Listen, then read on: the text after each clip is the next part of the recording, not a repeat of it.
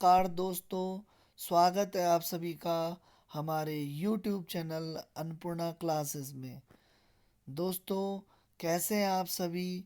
उम्मीद करता हूँ आप सभी लोग अपने अपने घरों में स्वस्थ होंगे और आशा करता हूँ और भगवान से प्रार्थना करता हूँ कि आप सभी लोग अपने परिवारों के साथ स्वस्थ ही रहें और अपने अपने घरों में रहें, अनावश्यक बाहर ना निकलें, जिससे आप और आपके परिवार की सुरक्षा हो सके और आपके परिवार के साथ जो है आपके अपने समाज की भी जो सुरक्षा का दायित्व आप सभी पर है। इसलिए अपने अपने घरों में रहें, स्टे होम, अनावश्यक बाहर ना निकलें और इस समय का भरपूर फ़ायदा उठाएं और अच्छे से मन लगा के पढ़ें, क्योंकि अब तो कहीं जाना भी नहीं है।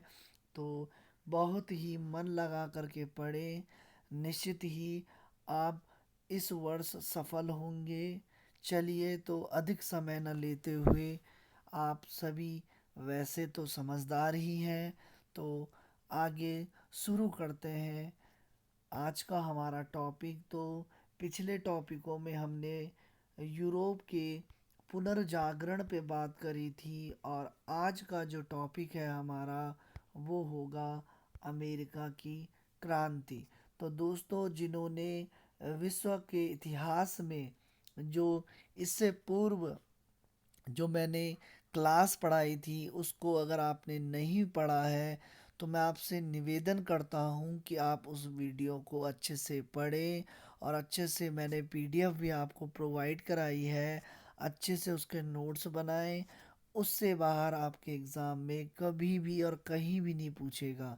तो दोस्तों, उसको अच्छे से पढ़ें, अच्छे से मेहनत करें और चलिए शुरू करते हैं आज का अमेरिका की क्रांति या अमेरिका का स्वतंत्रता संग्राम का जो ये टॉपिक है। तो सबसे पहले इसके पृष्ठभूमि में बात करते हैं। क्रिस्टोफर कोलंबस ने 1492 में अमेरिका की खोज की थी और अमेरिका का जो नामकरण है ये इटालियन नाविक जो रहे अमेरिको वेसपुच्ची के नाम पर जो है अमेरिका का नाम जो है अमेरिका पड़ा था। और यूरोपीय देशों ने अमेरिका में अपने उपनिवेश स्थापित करने आरंभ कर दिए थे और उत्तरी अमेरिका में फ्रांस, हॉलैंड, इंग्लैंड, स्पेन आदि देशों ने जो है अपने उपनिवेश स्थापित किए थे और दक्षिण अमेरिका में जो है स्पेन और पुर्तगाल स्पेन और पुर्तगाल ये साउथ अमेरिका में स्पेन और पुर्तगाल ने जो है अपने उपनिवेश स्थापित किए थे। तो चलिए दोस्तों, थोड़ा सा आपको मैं इसका वो आपको देता हूँ। तो देखिए, जैसे ये आपका अमेरिका है, यहाँ पे जो मध्य अमेरिका था, उत्तरी अमेरिका के अंदर ही जो मध्य में था ये न्यू फ्रांस के अधीन में था और पूर्वी वाला जो ये क्षेत्र है ये यूरोपियन ब्रिटिश जो ब्रिटेन है उसके अधीन में ये क्षेत्र था और इन्हें कॉलोनी कॉलोनी इनके नाम से इसे जाना जाता था। और इसका दक्षिण वाला जो क्षेत्र है ये स्पेन के अंतर्गत ये क्षेत्र था। और इसमें अगर बात करें तो टोटल आपकी 13 कॉलोनियाँ यहाँ पर जो कि ब्रिटेन के अधिकार क्षेत्र में थी या ब्रिटेन के औपनिवेशिक क्षेत्र के अंतर्गत 13, जिसमें से न्यूयॉर्क, जॉर्जिया, साउथ कैरोलिना, ये प्रमुख वर्जिना, ये प्रमुख क्षेत्र हैं जो कि 13 क्षेत्रों में ये बटे हुए थे और इन्हें कॉलोनी इन कॉलोनी के नाम से इन्हें जाना जाता था।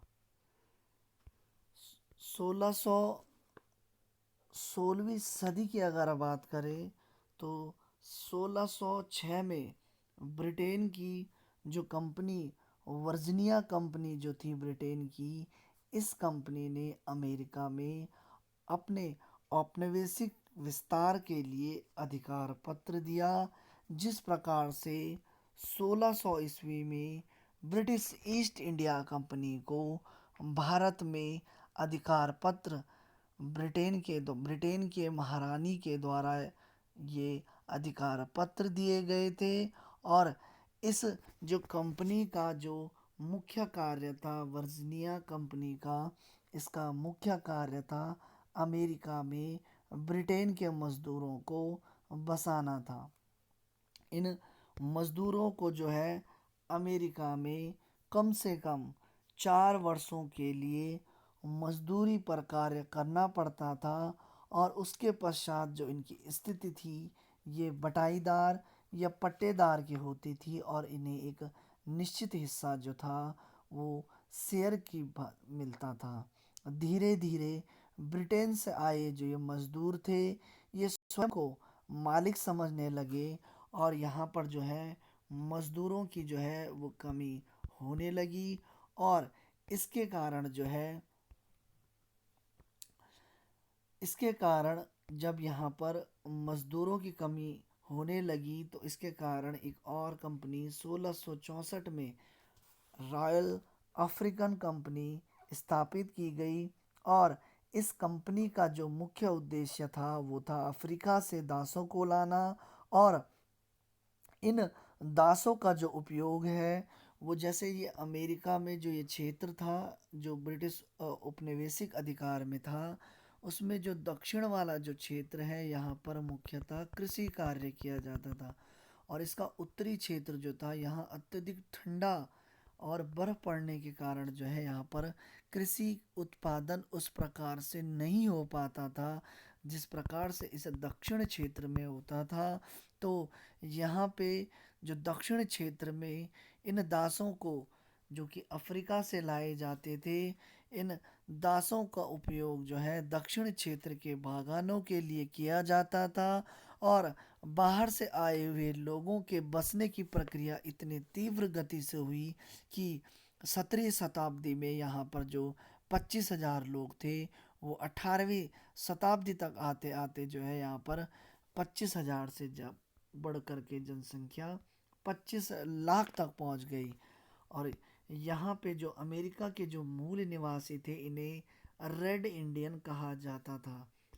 मूल निवासी ज़्यादा बेहतर रहेगा, जो अमेरिका के मूल निवासी थे, और ये जो थे ये रेड इंडियन इन्हें कहा जाता था।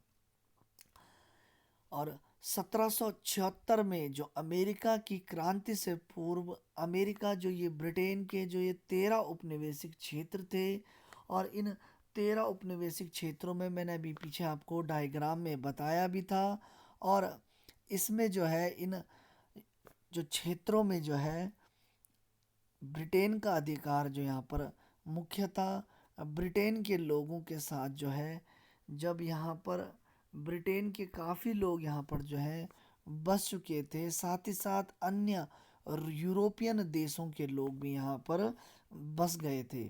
और यहाँ पर बसने का जो उद्देश्य था, भिन्न भिन्न उद्देश्य था। इसमें 16वीं शताब्दी में जो धर्म सुधार आंदोलन, पिछले वीडियो में थोड़ा मैंने इसके बारे में हल्का आपको बताया था, जो ये धर्म सुधार आंदोलन है, इस धर्म सुधार आंदोलन के बाद जो नए धार्मिक समुदाय बने, उन्हें अपने मूल स्थानों पर अनेक प्रकार की समस्याओं का सामना करना पड़ा।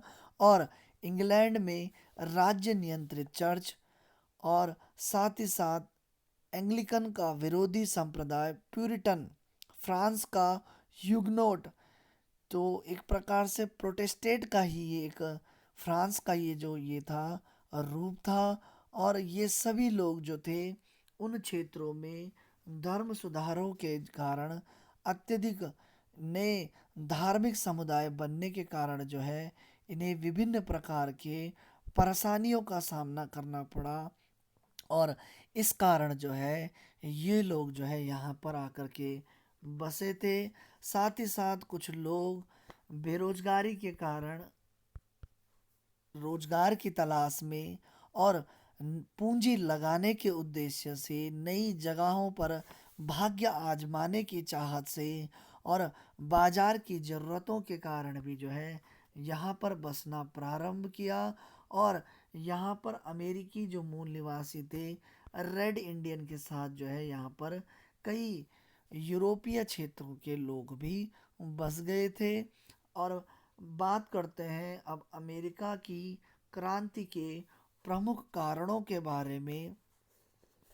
तो उत्तरी अमेरिका के जो व्यापारिक इंग्लैंड के व्यापारिक नियंत्रण से नाराज थे, जबकि दक्षिण अमेरिका में जो प्लांटर थे ये इंग्लैंड के जो महाजन थे जो कि ब्याज पे पैसा देने का कार्य करते थे, उनके कर्जदार ये दक्षिण अमेरिका में जो बागान में काम करने वाले जो ये मजदूर थे ये इनके कर्जदार थे। और इन इस स्थिति से ये मुक्त होना चाहते थे। भाई कौन जो है कर्जे में रहना पसंद करेगा। तो ये भी जो है दक्षिण में तो ये स्थिति थी कि यहाँ पर क्योंकि यहाँ दक्षिण वाले क्षेत्र में जो है यहीं पे आपका कृषि वगैरह का कार्य होता था। तो ये लोग जो हैं अत्यधिक कर्जे के बोझ में दबे हुए थे। और ऊपर का जो उत्तरी क्षेत्र था यहाँ पर जो है जो इंग्लैंड के व्यापारिक जो इंग्लैंड ने व्यापारिक नियंत्रण यहाँ पे लगाया हुआ था, उस कारण भी जो ये इन लोगों के अंदर जो है नाराजगी थी। इसके साथ साथ इंग्लैंड के द्वारा विभिन्न प्रकार के जो कानून थे, ये कानून जो अन्य देशों के साथ व्यापार करने के एक कानून के अनुसार जो अलग अलग कानून है, एक कानून के अनुसार ये जो है दक्षिण अमेरिका में मैं बता चुका हूँ प्लांटर जो थे वो कर्जदार बन चुके थे। और उत्तरी वाला जो ये क्षेत्र है, इस उत्तरी वाले क्षेत्र में जो व्यापारी हैं, इंग्लैंड का जो व्यापारिक नियंत्रण इस उत्तरी क्षेत्र में बनाया हुआ था, इस व्यापारिक नियंत्रण से ये परेशान थे, नाराज थे। और विभिन्न प्रकार का जो प्रतिबंध है इन्होंने इनके ऊपर लगाया हुआ था। एक कानून जो है इसमें इंग्लैंड में जो माल तैयार होता था वही माल उसके जो उपनिवेश थे वो तैयार नहीं कर सकते थे। जैसे एग्जाम्पल की अगर हम बात करें, यदि इंग्लैंड में गन्ने से यदि इंग्लैंड में गन्ने से चीनी बनाई जा रही है चीनी बनाई जा रही है तो जो इंग्लैंड के ये उपनिवेशिक क्षेत्र थे अमेरिका के, ये यहाँ पर चीनी का उत्पादन नहीं कर सकते थे। इस प्रकार का भी कानून ये बनाया गया था। साथ ही साथ इंग्लैंड जो था वो संसद को सर्वोपरि मानता था। और जो कि अमेरिका था वो इससे इनकार करके राजा के साथ अपने संबंधों पर बल देते थे। और इंग्लैंड उपनिवेशियों जो उपनिवेशी थे इनकी सुरक्षा के बदले जो है ये यहाँ से खर्च की मांग करते थे। साथ ही साथ उपनिवेशों में जो कठोर वाणिज्यिक नीतियों को लागू किया गया था, इसके कारण भी प्रतिशोध उत्पन्न हुआ। और साथ ही साथ उपनिवेशों का जो आर्थिक शोषण रहा, इस आर्थिक शोषण के कारण जो है इंग्लैंड और अमेरिका के मध्य जो है मुख्य असंतोष का कारण था। और साथ ही साथ यहाँ पे बनाए गए विभिन्न कानूनों में नौ संचालन अधिनियम, नेविगेशन एक्ट, व्यापार अधिनियम, ट्रेड एक्ट, औद्योगिक अधिनियम, इंडस्ट्रियल एक्ट आदि विभिन्न प्रकार के कानूनों ने भी जो है यहाँ पर अमेरिका के जो ब्रिटिश औपनिवेशिक क्षेत्र हैं इन क्षेत्रों में जो है विरोध की भाव इंग्लैंड ने प्रारंभ में उपनिवेशों के स्वशासन पर अंकुश लगाने, हस्तक्षेप करने का शुरुआत में प्रयास नहीं किया, लेकिन इंग्लैंड में जो धार्मिक अत्याचारों से त्रस्त होकर जो लोग अमेरिका में बसे हुए थे, उन्हें वहाँ चर्च और सरकार से सहानुभूति तो नहीं थी, दूसरे अंग्रेज़ों के अतिरिक्त अन्य यूरोपीय भी थे जिनसे इंग्लैंड के लिए सहानुभूति भी की उम्मीद भी नहीं की जा सकती थी। और इंग्लैंड में जो धर्म सुधार आंदोलन हुए, इन धर्म सुधार आंदोलनों में प्रोटेस्ट धर्म का जो प्रचार हुआ और एल एल एल एग्लिकन तो एग्लिकन चर्च की जो है स्थापना हुई और इसी के विरोध में जो है जेम्स प्रथम की धार्मिक असहिष्णुता नीति से परेशान होकर के भी जो है हजारों लोग जो है ब्रिटेन में जो इंग्लैंड क्षेत्र था वहाँ से छोड़ करके अमेरिका जा बसे। और औपनिवेशिक शासन को नियंत्रित करने के लिए ब्रिटिश जो सरकार थी, जो यहाँ पे औपनिवेशिक शासन था, 13 क्षेत्र मैंने आपको बताए थे और इन क्षेत्रों में जो है एक गवर्नर की नियुक्ति की जाती थी और इस गवर्नर को जो है सहायता देने के लिए एक कार्यकारिणी समिति होती थी, जिसका जिसके जो सदस्य होते थे उनका मनोनयन भी जो है ब्रिटिश ताज के द्वारा किया जाता था। और इसके अतिरिक्त जो है शासन कार्य में सहायता देने के लिए एक विधायक सदन, जिसे कि असेंबली कहा जाता था, ये भी होती थी।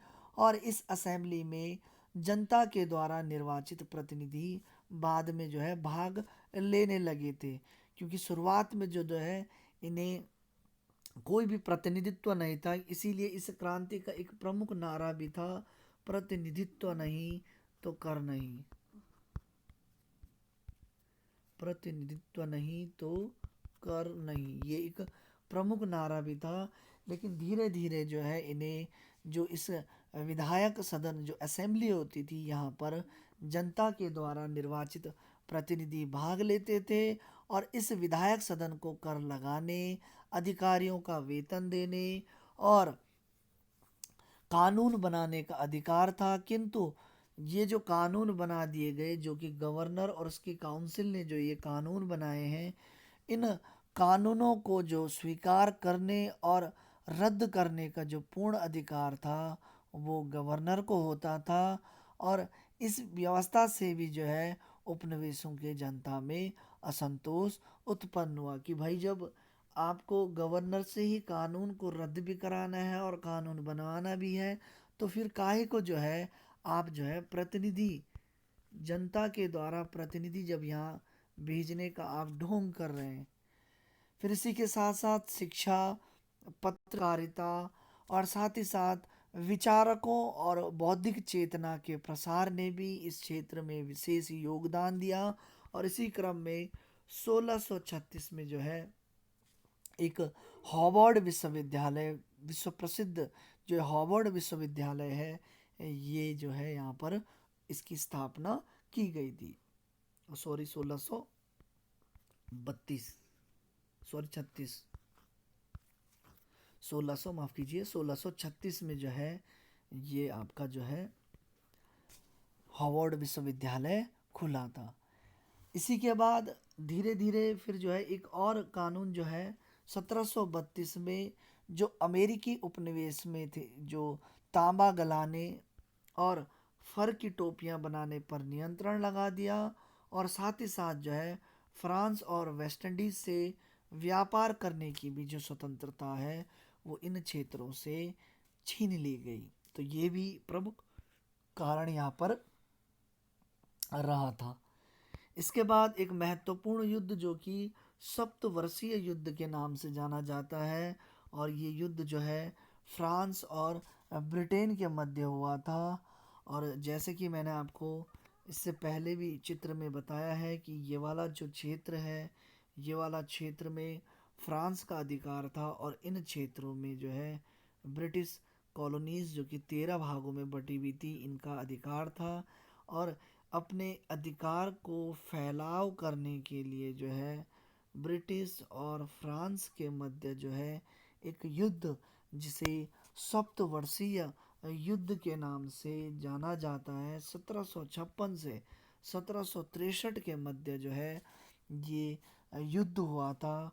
और जो 1756 और 1763 में जो ये सप्तवर्षीय फ्रांस और ब्रिटेन के मध्य, यानी कि जो ये फ्रांस और ब्रिटेन है, ये पूर्व से ही प्रतिद्वंदी रहे हैं।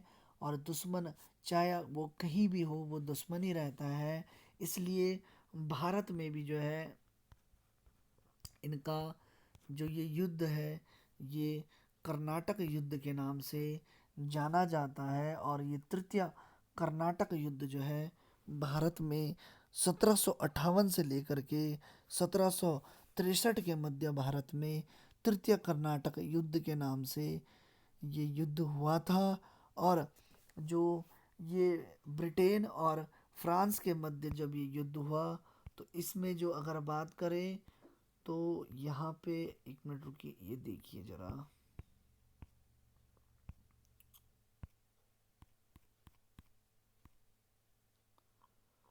तो ये जो आपका देख रहे हैं, ये आपका क्यूबेक प्रांत है। और ये क्यूबेक से लेकर के यहाँ पे एक रिवर बहती है यहीं पे जो है। तो क्यूबेक प्रांत से लेकर के यहाँ तक ये आपकी रिवर है। और यहाँ तक जो ये क्षेत्र था, क्यूबेक से और मिसिसिपी घाटी तक का जो ये क्षेत्र था, यहाँ पे फ्रांसीसी उपनिवेश फैले हुए थे। और इस क्षेत्र में ब्रिटेन और फ्रांस के हित टकराते थे। इस कारण 1756 से 63 के मध्य जो है इनका एक युद्ध हुआ, सप्तवर्षीय युद्ध हुआ। और इसका महत्वपूर्ण प्रभाव ये रहा कि इंग्लैंड ने उत्तरी अमेरिका में जो है मिसिसिपी नदी से लेकर के जो है अपना ये क्षेत्र जो है, यहाँ इनका क्षेत्र था। और अपने क्षेत्र का और ज़्यादा प्रसार इन्होंने कर दिया। और यहाँ तक का जो ये क्षेत्र है, ये इनके अब नियंत्रण में आ गया। और इस कारण जो अमेरिका के जो ये 13 क्षेत्र थे, इन 13 क्षेत्रों में जो है इन 13 क्षेत्रों के लोग जो है अपना सीमाओं को बढ़ाने का प्रयास ये करते रहे। इन्होंने सोचा जो है अब ये क्षेत्र जब ब्रिटेन के अधिकार में आ गया है, तो यहाँ पे जो है हम जो है खूब सारा अपना उत्पादन को हम बढ़ा सकते हैं। और ये अपने जो सीमाएं हैं, ये पश्चिम के क्षेत्रों में इन्होंने बढ़ाने का प्रयास किया। और इस सीमाओं को बढ़ाने के कारण जो है जो ये क्षेत्र था, और यहाँ पे जो मूल निवासी रेड इंडियन जो निवास करते थे, इनको ये खदेड़ना चाहते थे। और इसके परिणाम स्वरूप यहाँ संघर्ष हुआ। और इंग्लैंड की सरकार के 1763 में जो एक शाही घोषणा हुई, इस शाही घोषणा के कारण जो है फ्लोरिडा, मिसिसिपी आदि पश्चिमी क्षेत्र जो है ये रेड इंडियंस के लिए सुरक्षित कर दिए कि इन क्षेत्रों में जो है रेड इंडियंस का ही अधिकार रहेगा। और इससे जो है जो ये ब्रिटिश उपनिवेशिक क्षेत्र जो थे, इनका जो ये प्रसार था, इस प्रसार का जो है अपने आगे के क्षेत्रों में जो ये प्रसार था, ये रुक गया। ये उपनिवेशिक वाले जो क्षेत्र थे, ये इनको जो है अपना दुश्मन समझने लगे। इसके बाद बात करते हैं आगे। जो फिर सप्तवर्षीय युद्ध जो है, ये भारत में मैं पूर्व में बता चुका हूँ, कर्नाटक के युद्ध के नाम से, तृतीय कर्नाटक युद्ध के नाम से ये भारत में इनके युद्ध हुए थे। और 1763 में पेरिस की संधि के साथ जो है ये युद्ध विराम हुआ। और इसके बाद 1760 में जो ब्रिटिश शासक जॉर्ज तृतीय इंग्लैंड के सिंहासन पे बैठे, और इसी समय जो ब्रिटिश प्रधानमंत्री थे वो थे ग्रेनविले, और इन्हीं ग्रेनविले की नीति जो रही, इन्होंने प्रमुख नए करों का यहाँ पर जो है अध्यारोपण किया, जिसमें शुगर एक्ट 1764 में शुगर एक्ट पारित किया, और इसके अंतर्गत इंग्लैंड के अतिरिक्त अन्य देशों से आने वाले जो विदेशी रमजा था उसके आयात को बंद कर दिया गया, और सिरे पर भी जो है आयात कर बढ़ा दिया गया।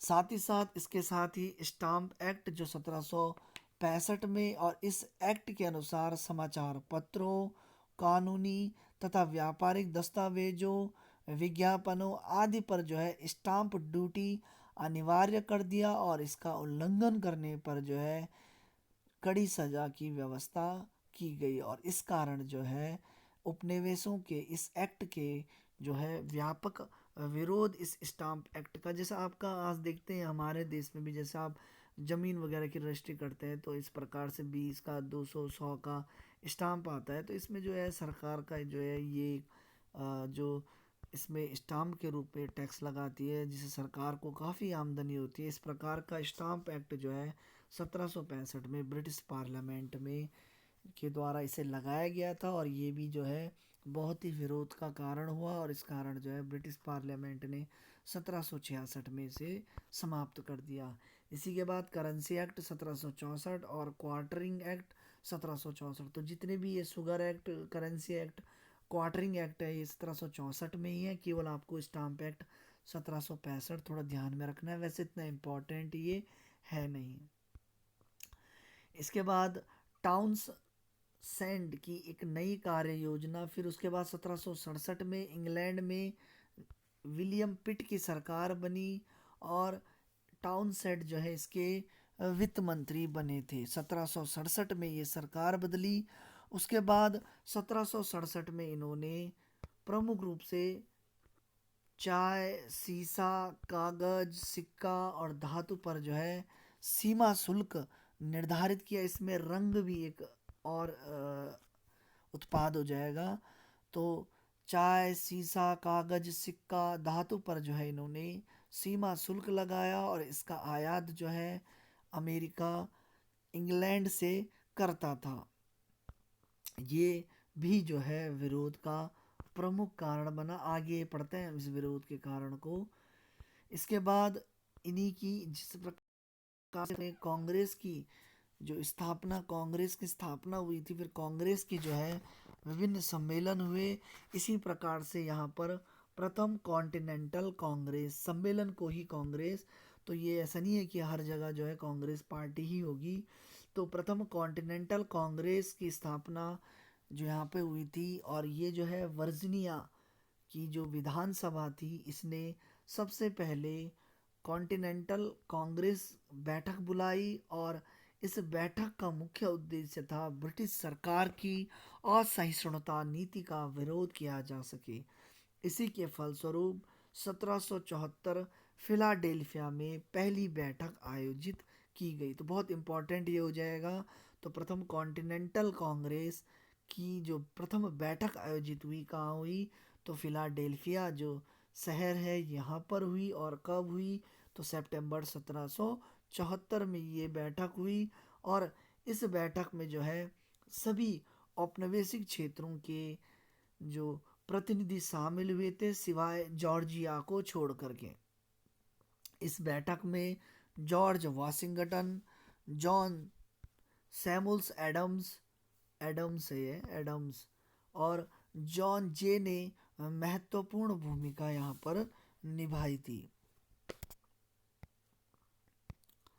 इसके बाद इन्होंने ब्रिटिश सम्राट को एक याचिका भेजी, और उनकी आपत्तियों को कम किया जा सके, और साथ ही कॉन्टिनेंटल एसोसिएशन का निर्माण किया, जिसका मुख्य उद्देश्य ब्रिटेन में लॉर्ड चैथम और एडमंड बर्क ने सरकार से अपने कदम खींचे की अपील की, और किंतु सरकार जो है अपनी बातों पर अड़ी रही। विभिन्न प्रकार के जो कर इन्होंने लगाए थे उन करों को यथावत बनाए रखा, और इसी के कारण जो है विभिन्न प्रकार के जो ये कर इन पे लगाए गए थे, जो कि सीमा शुल्क जो यहाँ पे लगाए गए थे, चाय, सीसा, कागज, सिक्का, धातु आदि क्षेत्रों पर जो है सीमा शुल्क लगाया गया था। जैसे कि अगर इस मैप में हम देखें तो ये आपका नॉर्थ अमेरिका है। इनकी जैसे नीतियां थी, ये इंग्लैंड है। तो यहाँ से यदि कोई भी व्यापार, जैसे कि यदि भारत इस साइड को है, तो भारत से जो चाय है वो डायरेक्ट यहाँ से पहले इंग्लैंड, ये अमेरिका नहीं जाती थी। पहले चाय इंग्लैंड जाएगी। यहाँ पे चाहे वो भारत से जाए चाहे वो चीन से जाए, पहले चाय इंग्लैंड जाएगी, फिर इस चाय पे इंग्लैंड पे टैक्स लगेगा, फिर यहाँ से यहाँ का ट्रांसपोर्टेशन का खर्चा, उसके बाद यहाँ से फिर वापस नॉर्थ अमेरिका जाएगी। तो यहाँ से भी फिर जो है, तो यानी कि जो है घूम के, फिर घूम के वापस जो है ऐसे करके जा रही है कहानी। और यहाँ से डायरेक्टली आप इधर भी जा सकते थे, बल्कि इधर से नीचे से होते हुए आप जा सकते थे। लेकिन जो है ये जो है डायरेक्टली पहले इंग्लैंड में जाना पड़ेगा, फिर इंग्लैंड से ही कोई भी चीज़ जो है अमेरिका पहुंची जाती थी। कितना महंगा उनको उस टाइम पे पड़ता था होगा, आप समझ सकते हो। तो ये भी इसके प्रमुख कारण में रहे। और इसमें अगर हम बात करें तो उस टाइम के जो प्रमुख तात्कालिक कारण में जो रहेगा, और इस क्रांति का प्रारंभ जो होता है वो यहीं से होता है। और तात्कालिक कारण में जो अभी मैंने आपको बताया था 1767 में जो इन्होंने एक एक्ट, विलियम पिट की सरकार ने, जब टाउनसेंड वित्त मंत्री थे, इन्होंने जो ये प्रमुख चाय, कागज, सीसा, रंग, धातु पे जो है इन्होंने सीमा शुल्क लगाया था। और इस सीमा शुल्क जिसका आयात इंग्लैंड से किया जा रहा था, चाहे फिर वो कहीं से भी चीज़ आ रही हो, लेकिन वो इंग्लैंड में जानी ज़रूरी है, और उसके बाद जो है इंग्लैंड से ही ये इधर भेजी जाती थी। और 1767 में इस अधिनियम का जो है अमेरिकियों ने तीव्र विरोध किया।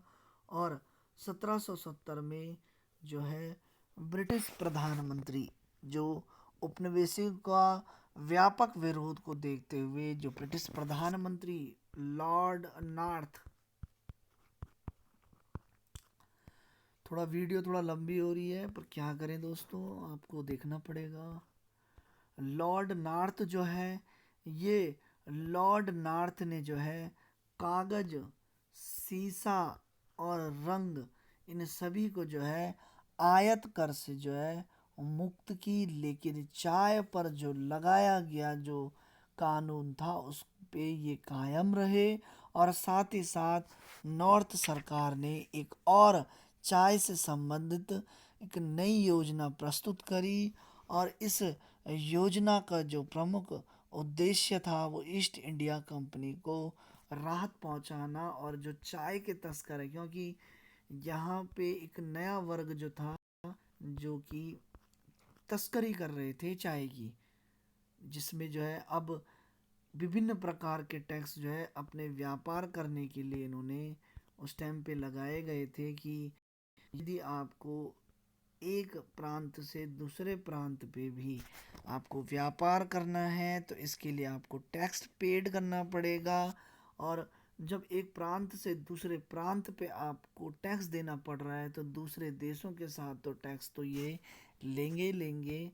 तो ये भी जो है यहाँ पर चाय के तस्करों ने जो है ये यहाँ पर जो है अत्यधिक मात्रा में चाय के तस्करी ये लोग करने लगे। और इस कारण ही जो है चाय के तस्करों की कमियों लाया जा सके, इस कारण भी जो है इन्होंने एक नई योजना को भी प्रस्तुत किया था। और इस योजना से पूर्व जो है चाय भारत से अमेरिका, और जो है मैं पूर्व में ही बता चुका हूँ इंग्लैंड से होकर आती थी।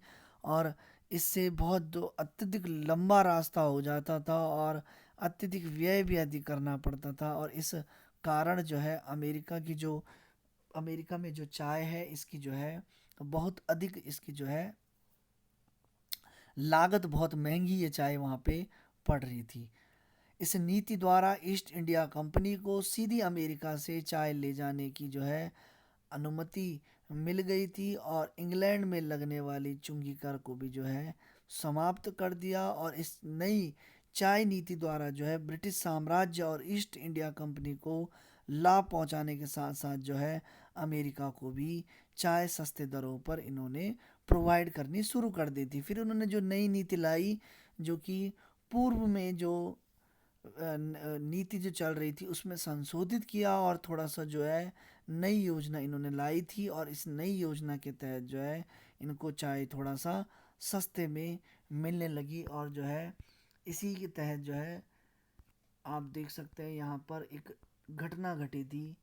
जो चाय जो है अ, इन जहाज़ों में लेके जो है चाय ब्रिटेन से चाय लाई जा रही है और चाय जो है फिर अमेरिका में डाली जा रही है। फिर 1773 में जो 16 दिसंबर, बहुत ही ज़्यादा इम्पोर्टेंट क्वेश्चन ये रहेगा दोस्तों। 16 दिसंबर 1773 हमारे देश में इस टाइम पे इन्होंने रेगुलेटिंग एक्ट पारित किया था। और यहाँ पर जो है 1773 में कुछ उपनिवेश जो है इंग्लैंड के जहाज़ों को जो अपने क्षेत्रों में उतरने से इन्हें इनकार कर रहे थे, इनका विरोध कर रहे थे। और इसी विरोध के तहत जो है डेट आती है 16 दिसंबर 1773। और इतिहास में ये डेट जो है बोस्टन टी पार्टी के नाम से जानी जाती है। दोस्तों आप देख सकते हैं इस जो फोटो में आप देख सकते हैं कि जो है यहाँ पे जो है किस प्रकार से जो अमेरिकी हैं ये इनके द्वारा जो है कंटेनरों को जो है पानी में बहाया जा रहा है। और ये जो है इसका पूर्ण विरोध कर रहे हैं सैमुअल्स एडम्स के नेतृत्व में। बहुत इम्पोर्टेंट ये नाम हो जाएगा कि बोस्टन टी पार्टी की जो घटना है इसका नेतृत्व किस व्यक्ति के द्वारा किया गया, तो सैमुअल एडम्स के द्वारा ये नेतृत्व किया गया था। और इसकी डेट जो है 16 दिसंबर 1773। आप फोटो में देख सकते हैं कि किस प्रकार से जो है चाय का जो है किस प्रकार से ये चाय फेंकी जा रही है। चाय के जो ये डब्बे हैं इनको जो है फेंका जा रहा है। आप देख सकते हैं, ये देखिए ये चाय के डब्बों को जो है फेंका जा रहा है। इसके बाद ये डेट आपको याद रखनी है। डेट ज़रूर किसी न किसी एग्ज़ाम में ये आयोग ज़रूर पूछेगा, ये मैं उम्मीद के साथ और दावे के साथ बोल सकता हूँ। तो ये बोस्टन टी पार्टी की घटना आपको डेट याद रखनी है 16 दिसंबर 1773। और इसके साथ ही जो है ये जो घटना रही इसने अमेरिकी स्वतंत्रता संग्राम के इतिहास में बोस्टन टी पार्टी के नाम से जाना जाता है। और इस घटना ने जो है अमेरिकियों को नए उत्साह से भर दिया और इनको जो है विद्रोह करने के लिए उत्तेजित किया। तो दोस्तों इसके आगे का जो पार्ट है वो हम कल बनाएंगे और आपको सही टाइम पे मैं भेज दूंगा और आप अपनी तैयारी करते रहिए। बहुत बहुत धन्यवाद।